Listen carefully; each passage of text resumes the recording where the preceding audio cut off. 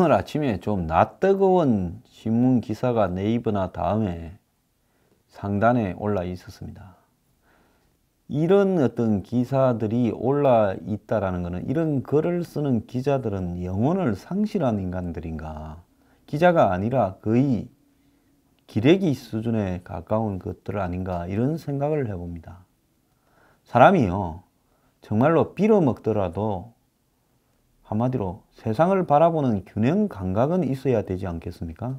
제가 맨날 무슨 자유한국당 비판한다, 박 대통령도 비판한다 이래가지고 보수 진영 안에서 저를 비판하는 사람이 많은데요. 저는 개돼지가 되지 않으려고 비판을 하는 겁니다. 이 보수가 썩어 자빠진 게 한두 개가 아니라서 이 지경을 초래한 데 대해서 저는 책임을 자각해야 된다고 보는 사람입니다. 그리고 지금 보수라고 자처하는 사람들이 이 위기에서 하고 다니는 꼬락서니가 잘못되면 잘못됐다고 분명히 지적을 할 때, 제가 이 문재인 정권이 안보에서 얼마나 많은 잘못을 저지르고 있고 이것이 장차 대한민국의 장래에 얼마나 치명타를 가할 수 있는가를 객관적이고 논리적으로 비판할 힘이 생긴다고 보는 겁니다. 내 쪽에는 눈을 감고 남쪽만요 이렇게 이야기하면 그건 그야말로 청부 농객밖에 안 되는 거죠. 근데 대한민국에 지금 기자라고 부르는 자들 상당수가 그런 짓거리를 하고 있습니다. 역대급 강경론 펴는 대북 유아노선 비판 무색, 포큰 뉴스라고 기사인데요.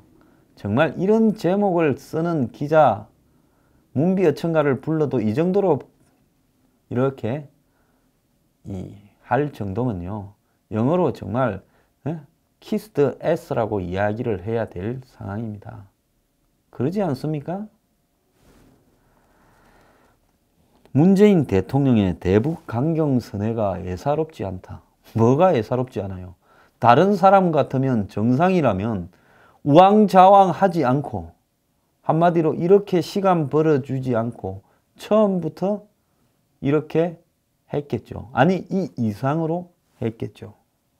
어쨌거나 북한을 무슨 대화, 평화, 전쟁 반대 이야기를 하면서 시간을 벌어준 거. 지금 북한의 핵 개발과 ICBM 개발의 핵심적인 문제는요, 시간 게임입니다.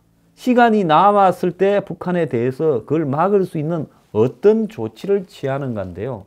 문재인 대통령이 5월 10일 취임해서 지금 넉 달 정도 가는 동안에 한 일은요, 도저히 불가능한 말을 통한 북한의 비핵화, 선물을 통한 북한의 비핵화를 마치 본인이 가능한 것처럼, 거기다가 무슨 남북 대화 주도 운전자론이니 베를린 선언이니 또 더 나아가서 그것을 마치 평화협정으로 한국이 찬성하는 것처럼 보이느니 하면서 사드 배치를 솔직히 말하면 좌파 운동가 빨갱이들 시켜서 데모하도록 하고 성주에서 가로막도록 이 정권이 바람을 잡아주지 않았습니까? 그러지 않으면 어떻게 고작 수십 명이나 십몇 명이 길을 막고 경찰이나 군을 근무하는 것이 넉 달 이상 용인이 될 수 있습니까?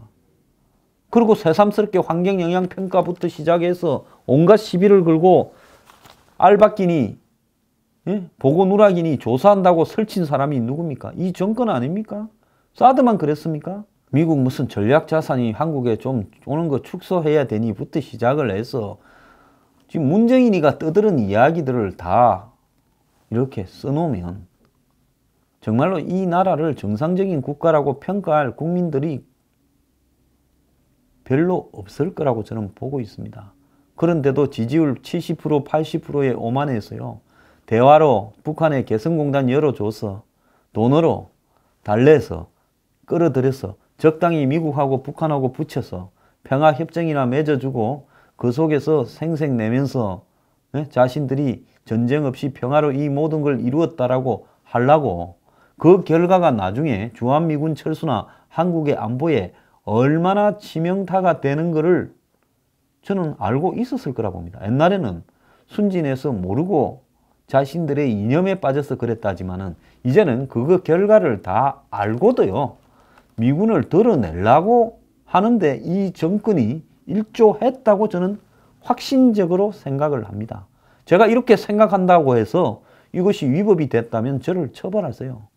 저는 지금까지의 과정을 지켜보고 누구보다도 이 부분에 대해서 예민하고 많은 정보를 가지고 있는 사람으로 이 정권은 미군 철수에 기본적으로 일조하고 있다라고 생각을 굳히게 되었습니다. 전시작전권을 이양받겠다라든지 북미 간의 평화협정 문제에 대해서 대통령이 직접 베를린 선언이나 6.15 리셉션에서 이야기를 했습니다. 그 결과는 결국은 북미 간의 불가침 협정과 그 다음에 수교를 하고 그리고 주한미군이 철수하고 한미연합사나 유엔사령부가 해체되는 부분에 관한 거고 거기에 대해서 받침을 한다고 이 정권은 전시작전권 이양이라는 말을 해오지 않았습니까? 그러면 결국 그걸 다 한데 뭉쳐서 이야기를 해보면 뭐냐? 미군 떠나라라고 해석을 할 수밖에 없는 이야기지요. 이렇게 해가지고 이 사단을 외국에서 조롱까지 받으면서 북한이 ICBM 쏜 날, 다음 날 베를린에 가가지고 북한에 대해서 대화로서 협상에 넣으라고 푸틴이 한 말이 있지 않습니까? 북한이 절대로 핵을 포기 안 한다. 그 다음에 중국의 인민대학 교수 전문가가 엊그제 또 제가 소개했잖아요. 절대로 포기 안 한다. 중국하고 러시아에서는 이제 노골적으로 이야기합니다. 북한은 절대로 핵을 포기하지 않는다. 지금까지는 이런 말을 잘 안 했죠. 왜? 많이 남았으니까. 이제 거의 다 왔으니까 북한은 핵을 절대로 포기하지 않는다. 그러면 제가 문 대통령한테 묻습니다. 문 대통령, 그럼 북한이 절대로 핵을 포기하지 않으면 당신 수는 뭐요? 북한에 1년에 얼마씩 조공을 바쳐서 과거 송나라처럼 황실의 맹맥을 유지하고 싶은 게 꿈이요? 정말 뭘 원하는 겁니까? 자, 이래서 지금 청와대가 안보 라인의 중심이 제재와 대화 병행에서 강경 대응 쪽으로 기울고 있다.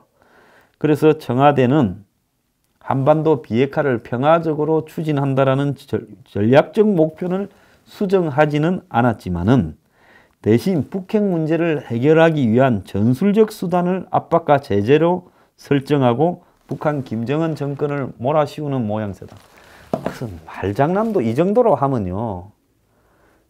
우리가 하는 거 틀렸다라고 인정하고 국민 앞에 죄송합니다. 지금부터라도 안보 철저히 하겠습니다. 라고 이야기하고 대화는 이제 말도 안 꺼내겠다고 하지. 북한을 대화는 이 전략이고 제재와 압박은 전술이다. 흔히 전략 밑에 전술이 있지 않습니까? 그래서 비핵화를 평화적으로 해결하는 것은 전략이고 그 다음에 북핵 문제를 위한 전술이 제재와 압박이다. 아니 두 개 다 핵인데요. 똑같은 목표를 놓고 하나는 전략적으로 해결하고 하나는 전술적으로 해결합니까? 전략하고 전술하고는 목표가 다른 걸 가지고 설정을 해야 맞는 이야기죠. 자, 이런 상황에서 또 러시아가 가지고 남북러 가스관 이야기를 하고 있는데요.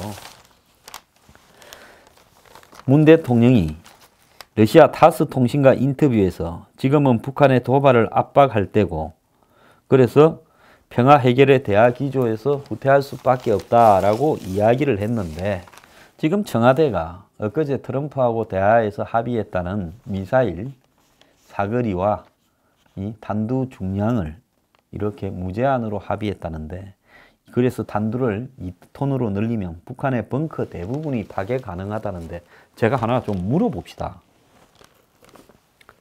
김정은이 어디 숨어 있는가를 한국이 독자적으로 판단해서 알 능력이 있습니까? 그래, 김정은이 어느 벙커에 있는데요? 그 다음 하나 물어봅시다. 킬체인이라고 KMD에 지금 북한이 도발을 그러니까 미사일 같은 거를 한국 쪽으로 발사할 징조가 보이면 먼저 쏴서 이 도발 원점을 완전히 없애버리겠다라는 것이 킬체인 아닙니까? 제가 하나 물어보겠습니다. 문재인 대통령이 북한이 도발할 것 같은 징조가 보인다고 먼저 쏠 용기가 있습니까? 전쟁 반대 외치는 사람이 어떻게 킬체인을 해요? 자, 이 재래식 무기가 탄두가 2톤이든 2,000톤이든 이거를 갖다가 한국이 북한에 대해서 효율적으로 가장 적절한 타이밍에 적절한 시기에 쏠 용기가 있냐라는 겁니다. 프랑스가요 2차 대전에서 750km의 지하를 파가지고 그 지하 안에 온갖 시설을 다 두었습니다. 심시저 산소 공급, 식량, 음료 공급부터 숙소, 병원, 심지어 학교 같은 것까지 다 넣었어요. 750km를 물론 다 짓지도 못하고 일부만 선전으로 지었다가 나중에요 독일군이 우회해서 뒤에서 와서 손들으라고 하니까 그 밑에서 수십만 명이 손들고 기어 나왔습니다. 무슨 소용이 있어요? 싸우려고 하는 의지가 지도부에 없는데 그 마지노선이라는 것이 무슨 의미가 있는 겁니까? 지금도 우리가 이 용어에서 마지노선 많이 쓰잖아요. 최후의 방어선을 마지노선이라고 하는데 이 최후의 방어선이라는 것은 끝까지 싸울 의지가 있을 때 마지노선의 의미가 있는 거지. 시작하자마자 한두 번 지고는 그 다음부터 항복하려고 하는 사람들한테 마지노선이 무슨 의미가 있겠냐는 겁니다. 지금 탄두 중량을 재래식 미사일에 아무리 늘려봤자 북한이 우리한테 먼저 쏘기 전에 우리가 초토화되기 전에 과연 이걸 우리가 먼저 쏠 수 있는 한국군이 독자적으로 사용할 수 있는 그런 군의 지명령체계나 의지체계가 확보되어 있는가? 이 정권의 대통령이나 수뇌부가 그렇게 할 용기가 있는가? 아무 필요가 없는 겁니다. 그러고요. 재래식 무기 억만 개 있어봤자 핵무기 하나 못 당합니다. 그래서 마치 이런 재래식 무기가 미국한테 미사일 탄두 중량이나 사거리가 확보된 것이 대단한 것을 이룬 것처럼 대국민 사기극을 치지 말기를 바랍니다. 핵무장 전술핵 빼고 청와대가 다 카드를 꺼냈다. 그래서 차원 다른 대응을 한다. 이렇게 말을 하지만은 항상 지금까지 북한이 도발하고 나면 문재인 대통령 입을 앙 다물고 카메라 앞에 나와서 강경한 입장 밝히는 척 하다가 유화 노선으로 가는 걸 반복해 오지 않았습니까? 원유 차단이나 노동자 송출 금지요. 이게 한국이 할 수 있습니까? 중국이 이 원유 차단을 하겠습니까? 중국은 절대 원유 차단 안 합니다.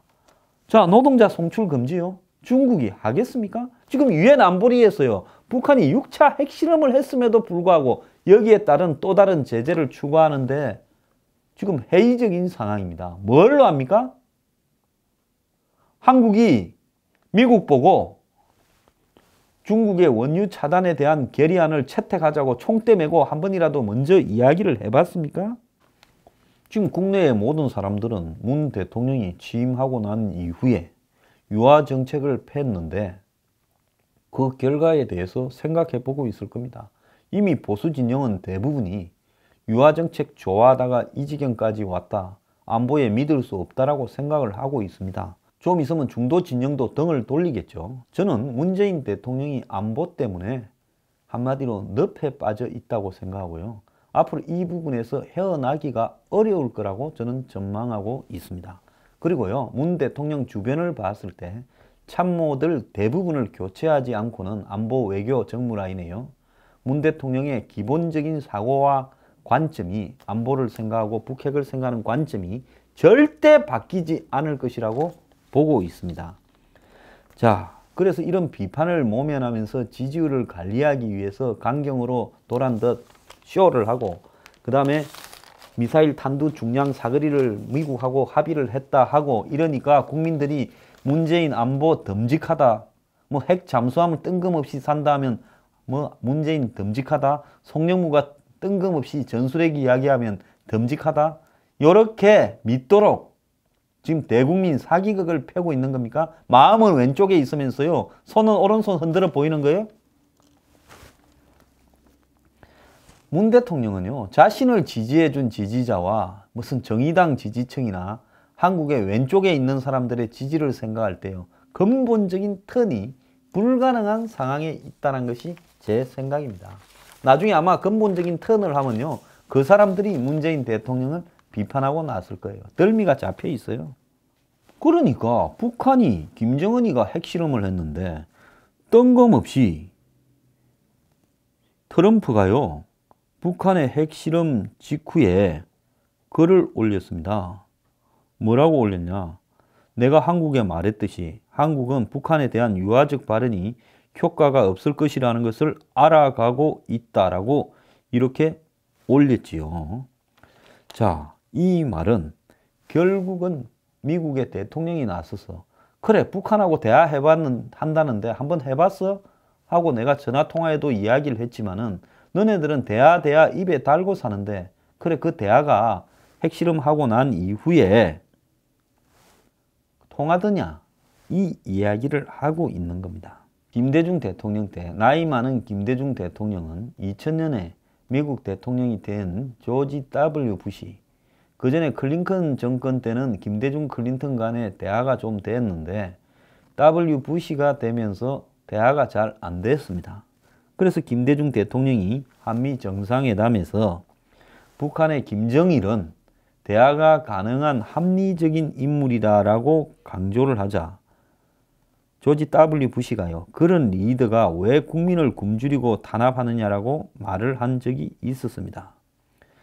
공개적으로 이렇게 모욕을 줬죠. 노무현 대통령은 경주에서 이 W. 부시를 만나가지고 방콕 델타 아시아에 묶여있는 북한의 김정일 돈 좀 풀어주라 했다가 부시가 책상을 치면서 내가 안 된다고 몇 번 이야기했는데 왜 그런 말을 하느냐고 하는 이야기까지 했습니다. 그래서 미국의 대통령 입장에서 봤을 때는요, 이 한국 대통령들이 저거가 북한의 핵 위협에, 북한의 도발 위협에 가장 당사자고, 그래서 우리가 미군을 3만 명을 보내서 한국을 지켜주고 있는데 이 나라의 대통령이라는 자들은 미국에 와서 하는 이야기가 북한을 찬양하거나 옹호하려고 더니 이게 정상인가라고 생각을 고민을 하지 않겠습니까? 그런 상황에서 트럼프가 결국은 W. 부시가 김대중 대통령이나 노무현 전 대통령에 대해서 느꼈던 것과 똑같은 형태의 답답함을 트럼프가 느끼고 있는 겁니다. 그래서 일부 한국 언론들이 아부한다고 트럼프가 이런 말을 하는 데 대해서 미국의 언론들이 비판을 한다. 왜 트럼프가 한국을 이렇게 까느냐 하는 말을 이야기를 하고 있지만은 뉴욕타임스의 제목이요, 트럼프는 왜 북한 핵실험 이후에 한국을 강하게 비난했는가? 북한이 핵 근육을 과시했는데 미국과 한국은 싸우기를 택했다. 트럼프가 서울을 꾸짖다.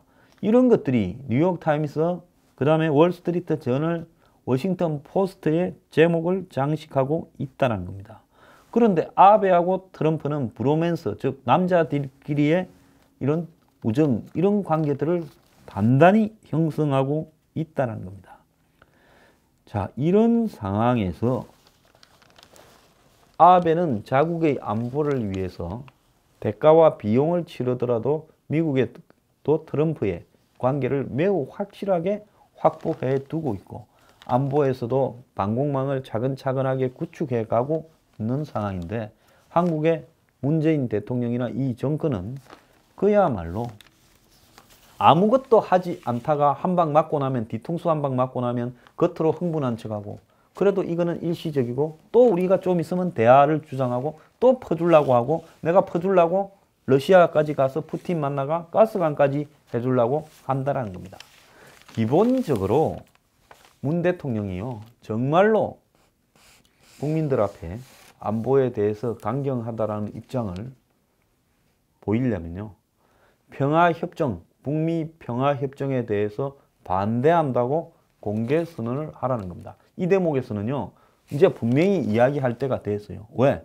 미국이 지금은 북한하고 곧 전쟁을 할 듯이 이러지만은 어느 순간에 돌아서서 두 사람이 한국을 제끼고 서로 손을 잡아가 협상에 들어가서 그 결과가 북미 평화협정이 되고 미군 철수가 될 수 있으니까 문 대통령이 진정으로 안보 문제에 대해서 강경으로 선회하고 정신을 차렸다면 평화협정 반대를 말해야 그것이 신뢰가 있는 겁니다.